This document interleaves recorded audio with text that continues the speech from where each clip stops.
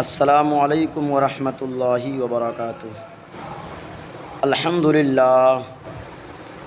للہ رب العالمین والعاقبۃ للمتقین والصلاة والسلام علی سید المرسلین وآلہ وصحبہ اجمعین، اما بعد فأعوذ باللہ من الشیطان الرجیم ببرکۃ بسم اللہ الرحمن الرحیم۔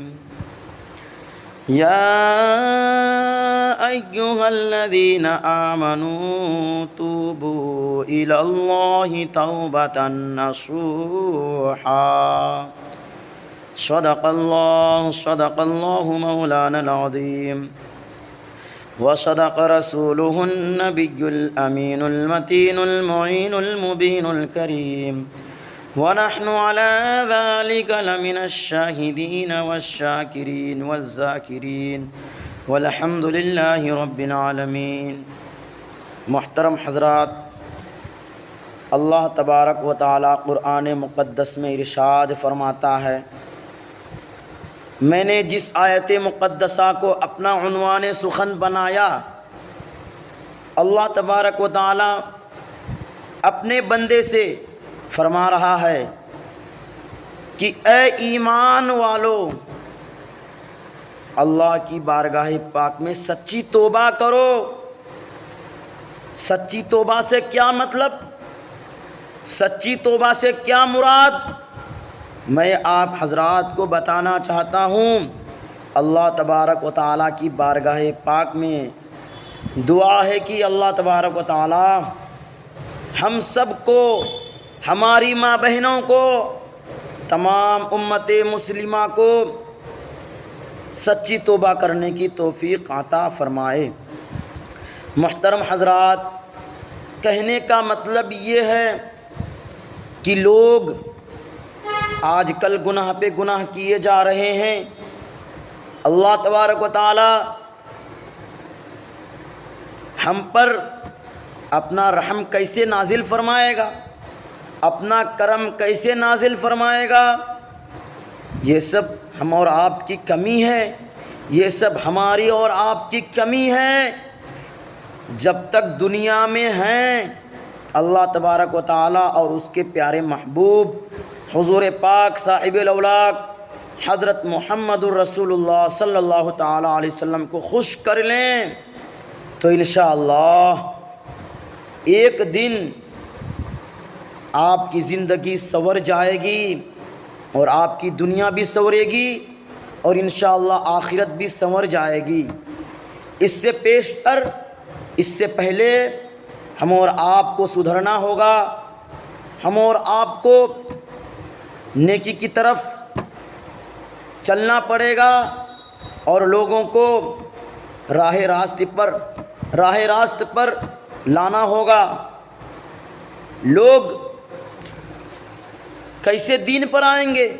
جب آپ خود دین پر عمل کریں گے، جب آپ حضور پاک علیہ الصلاۃ والتسلیم کی سنت سے محبت کریں گے، جب آپ نمازی بنیں گے، جب آپ متقی بنیں گے، جب آپ حضور پاک علیہ الصلاۃ والتسلیم کی محبت اپنے سینے میں بٹھائیں گے تو انشاءاللہ آپ کو دیکھ کر آپ کے گھر والے بھی سدھریں گے۔ آپ کو دیکھ کر جو آپ کے دوست ہیں، جو دین پر نہیں ہیں، جو غلط چیزوں پر، جو غلط کام میں لگے رہتے ہیں، انشاءاللہ ایک دن آئے گا کہ آپ کو دیکھ کر جو آپ کا دوست ہے، جو نماز نہیں پڑھتے، جو روزہ نہیں رکھتے، جو گناہوں کی طرف جاتے ہیں، جو گناہوں کی طرف ملوث ہیں، انشاءاللہ آپ کو دیکھ کر آپ کا دوست آپ کی باتوں پر عمل کرنے لگیں گے۔ انشاءاللہ آپ کے دوست بھی آپ کا وفادار دوست بن جائے گا۔ جب آپ عمل کریں گے جبھی تو آپ کا دوست آپ کی طرح بن پائیں گے۔ جب آپ نماز پڑھیں گے تو انشاءاللہ آپ کو دیکھ کر آپ کے گھر والے بھی سدھر جائیں گے، آپ کے بچے بھی سدھر جائیں گے۔ جب بڑے عمل کریں گے، جب بڑے ہو کر آپ نماز پڑھیں گے کہتے ہیں نا کہ جو بڑا کرتے ہیں وہ دیکھ کر چھوٹے بھی عمل کرنے لگتے ہیں۔ جب آپ نماز پڑھیں گے، جب آپ عبادت کریں گے، جب آپ نیکی کی طرف لوگوں کو بلائیں گے تو انشاءاللہ آپ کو دیکھ کر آپ کے بچے بھی نیکی کی طرف آئیں گے، آپ کی بیوی بھی نیکی کی طرف آئیں گے، آپ کے ماں بھی، آپ کی والدہ بھی نیکی کی طرف آئیں گے، آپ کے والد محترم بھی نیکی کی طرف آئیں گے۔ لوگ کہتے ہیں کہ ہم پر اللہ تعالیٰ عذاب نازل فرما رہا ہے، بلکہ اللہ تعالیٰ عذاب نازل کیسے نہیں فرمائے گا؟ ہم گناہوں کی طرف جا رہے ہیں، ہم عیاشیوں کی طرف جا رہے ہیں، ہم گناہ پہ گناہ کیے جا رہے ہیں، ہم ڈھول تاشے کی طرف جا رہے ہیں، ہم ڈی جے باجے کی طرف جا رہے ہیں۔ بلکہ اگر ہماری شادی ہوتی ہے، اگر اسلام میں شادی ہوتی ہے تو لوگ ڈھول تاشے بجاتے ہیں۔ ڈھول تاشے بجانے کے بعد جب نکاح پڑھانے کا وقت آتا ہے، جب امام صاحب نکاح پڑھا دیتے ہیں، نکاح پڑھانے کے بعد جب نذرانے مانگنے لگتے ہیں، جب نذرانے کی بات ہوتی ہے تو لوگ کہتے ہیں کہ مولانا صاحب آپ نے اتنا نذرانہ کیوں طے کیا؟ اتنا نذرانہ نہیں لینا چاہیے، بلکہ آپ کو یوں ہی نکاح پڑھا دینا چاہیے۔ میں اس نادان سے کہنا چاہتا ہوں کیوں نکاح فری میں پڑھائیں گے؟ ارے تم پورے لاکھ پیسے، کروڑوں پیسے ایسے اڑا دیا کرتے ہو، اربوں پیسے ایسے اڑا دیا کرتے ہو، عیاشیوں میں اڑا دیتے ہو، بری چیزوں میں اڑا دیتے ہو۔ تم شادیوں میں میڈیا کو بلاتے ہو، فوٹو کشی کرتے ہو، اس میں تم پیسے کو برباد کر دیتے ہو، عیاشیوں میں پیسے کو برباد کر دیتے ہو، فضول چیزوں میں پیسے کو برباد کر دیتے ہو۔ اور وہ مولانا صاحب آپ کے نکاح پڑھاتے ہیں، وہ مولانا صاحب اگر نکاح نہ پڑھائیں تو نکاح ہوگا ہی نہیں، بلکہ ایجاب و قبول امام صاحب کراتے ہیں۔ اگر ایجاب و قبول نہ کی جائے، اگر ایجاب و قبول امام صاحب نہیں کریں گے تو نکاح مکمل ہوگا ہی نہیں، نکاح پائے تکمیل تک پہنچ ہی نہیں سکتا ہے۔ تو بتائیے جو مین کام ہے، جو سب سے اعلیٰ کام ہے، جو سب سے افضل کام ہے، شادی کے اندر سب سے اعلیٰ کام وہی ہے جو امام صاحب نکاح پڑھاتے ہیں، جو ایجاب و قبول کراتے ہیں۔ اس میں پیسہ دینے کے لیے پیسے نہیں ہوتے ہیں، بلکہ امام کی برائی چالو کر دیتے ہیں، جو مین چیز ہے۔ اور تم فضول چیزوں میں پیسے کو برباد کر دیتے ہو، فضول چیزوں میں پیسے کو برباد کر دیتے ہو، وہ تمہیں نظر نہیں آتی ہے۔ بلکہ جب امام صاحب مطالبہ کرتے ہیں پیسوں کی تو تم بولتے ہو کہ امام صاحب آپ نے تو بہت ہی حد پار کر دیا، آپ نے تو غلط کیا، آپ اتنے مانگ کرتے ہیں، بلکہ دین کا کام ہے ایسے ہی پڑھا دینا چاہیے۔ ارے دین کا کام ہے تو امام صاحب کیوں فری میں پڑھائیں گے؟ تم ایسی چیزوں میں، تم غلط چیزوں میں پیسے کو برباد کر دیتے ہو، غلط چیزوں میں پوری رات برباد کر دیتے ہو، شادیوں میں ڈی جے باجے کرتے ہو، شادیوں میں الگ الگ چیزیں کرتے ہو، فوٹو کشی کرتے ہو، جو ناجائز ہے، جو حرام ہے، جو قرآن و حدیث میں اللہ تعالیٰ اور اس کے رسول فرمائے ہیں کہ یہ ناجائز ہے۔ شادی میں کم پیسوں میں کرنا چاہیے، بلکہ سب سے کم پیسوں میں شادی کر لینی چاہیے۔ تو آج کل لوگ بڑا بننے کے لیے زیادہ پیسے کو برباد کر دیتے ہیں، اور امام صاحب کو نکاح پڑھانے کے لیے پیسے دینے پر ان کو تکلیف ہوتی ہے، ان کو برا لگتا ہے۔ کیوں برا لگے گا ان کو؟ ارے محترم حضرات، ہم اور آپ کا ایمان کمزور ہو گیا ہے، ہم سب کا ایمان کمزور ہو گیا، اس لیے ہم پر اللہ کا عذاب نہیں آئے گا تو اور کیا آئے گا؟ کتنے لوگوں کو میں نے دیکھا ہے جو جب شادی کرتے ہیں تو لوگ گناہوں میں ملوث ہو کر شادی کرتے ہیں، لوگ عیاشیاں کرتے ہیں، فوٹو کشی کرتے ہیں، اور دکھاوے کے لیے شادی بیاہ کرتے ہیں، دکھاوے کے لیے زیادہ پیسے خرچ کرتے ہیں تاکہ امیر لوگ آئے۔ اور شادیوں میں اکثر لوگوں کو بلایا جاتا ہے، جب شادی میں دعوت دیتے ہیں، جب شادی میں مدعو کیا جاتا ہے،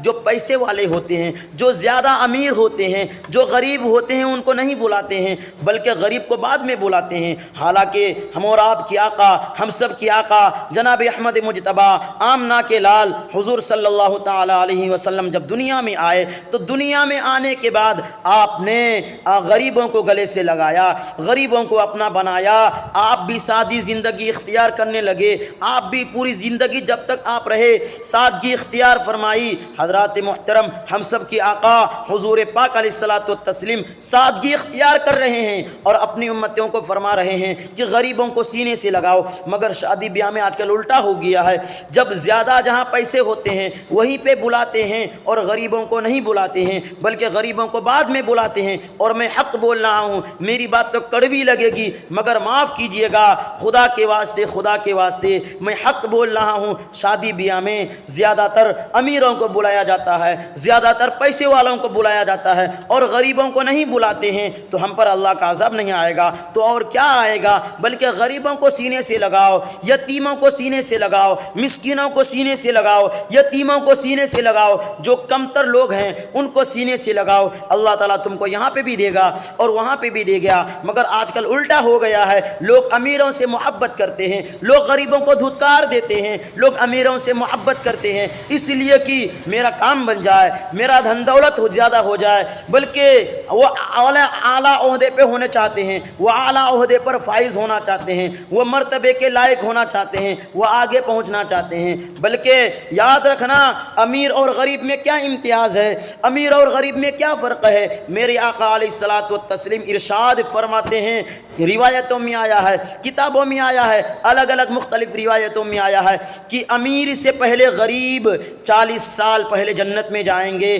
یاد رکھنا مسلمانوں، اور ایک روایتوں میں یہ بھی آیا ہے کہ امیر سے 500 سال پہلے غریب جنت میں جائیں گے۔ اللہ تعالیٰ امیر بھی دیتا ہے، اللہ تعالیٰ غریبی بھی دیتا ہے، مگر اللہ تعالیٰ اس کے لیے فرق کر رکھا ہے، اس کے لیے امتیاز کر رکھا ہے۔ اللہ تعالیٰ امیر بنایا ہے، غریب بنایا ہے، تو اللہ تعالیٰ جانتا ہے، اللہ تعالیٰ سب کے دلوں کو بھیدوں کو جاننے والا ہے۔ اس لیے امیر اور غریب میں کیا فرق ہے، ہم اور آپ اندازہ لگا سکتے ہیں کہ امیر سے 40 سال پہلے جنت میں جائیں گے غریب، اور امیر سے 40 سال پہلے، امیر سے 500 سال پہلے غریب جنت میں جائیں گے۔ محترم حضرات، اللہ تعالیٰ کی بارگاہ پاک میں دعا ہے کہ اللہ تعالیٰ ہم سب کو عمل کی توفیق عطا فرمائے، اور تمام مسلمان بھائیوں کو زیادہ سے زیادہ توفیق دے کہ غریبوں کو سینے سے لگائیں، یتیموں کو سینے سے لگائیں، مسکینوں کو سینے سے لگائیں، کمتر لوگوں کو سینے سے لگائیں۔ حضرات محترم، میری بولنے میں اگر کسی چیز کی غلطیاں ہوئی ہو تو میں توبہ کرتا ہوں، آئیے آپ حضرات بھی توبہ کیجئے۔